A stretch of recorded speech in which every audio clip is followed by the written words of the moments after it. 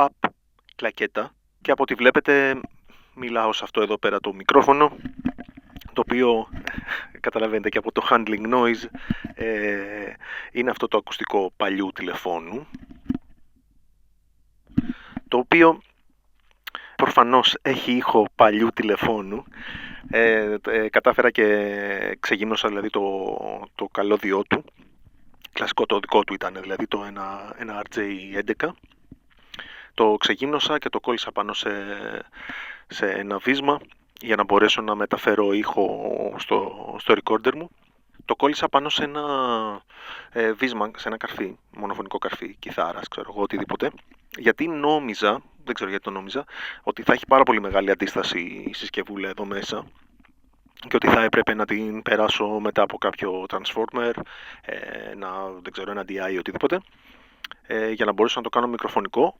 However, plot twist, όχι ακριβώς plot twist, είναι μικροφωνικό το σήμα και μπορώ και το βάζω κατευθείαν επάνω στο recorder με καρφάκι. Το F8N που έχω το zoom μπορεί να μετατρέπει την είσοδο δηλαδή από mic σε line και αντίστροφα.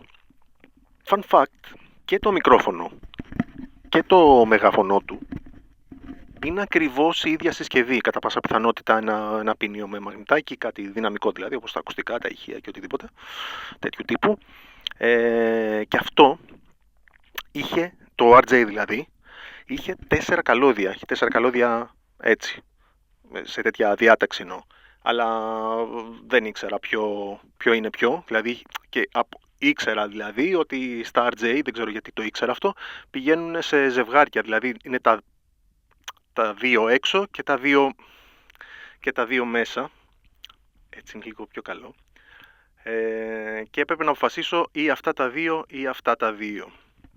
Αρχικά κόλλησα τα δύο μέσα, τα οποία ήταν τελικά το σήμα που έδινε το μεγάφωνο σε εισαγωγικά, δηλαδή προφανώς μπορείς να τα παίξεις και ανάποδα, και αφού ήταν αυτό τα ξεκόλλησα και έβαλα αυτό. Το προβληματάκι ήταν σε όλο αυτό ότι τα καλωδιάκια τους, ο χαλκός τους που έχουν μέσα αυτά είναι πάρα πολύ λεπτός και το 60W κολλητήρι που έχω εγώ έλειωνε ακόμα και το χαλκό, δηλαδή δεν μπορούσα να βρω, μπόρεσα γιατί τελικά το κόλλησα, αλλά δεν μπορούσα να βρω μια έτσι γρήγορη και ικανοποιητική μέθοδο δηλαδή να το κολλήσω, γιατί στα τεστ που έκανα για να το ακούω προσπαθούσα πάρα πολύ, το έλειωνε, ξαναξεγύμνονα, ξεκόλλαγε, διάφορα τέτοια. Τώρα είναι σε μια καλή, ας πούμε, κατάσταση. Δεν ξέρω αν θα κρατήσει στο μέλλον για να μπορέσω να το ηχογραφήσω και να μπορέσω να το χρησιμοποιήσω δηλαδή για ηχογράφηση. Τι άλλο, είναι κλασικός ήχος τηλεφώνου. Αυτή τη στιγμή το ακούμε δηλαδή χωρίς κανένα φίλτρο, χωρίς κανένα high pass από το recorder.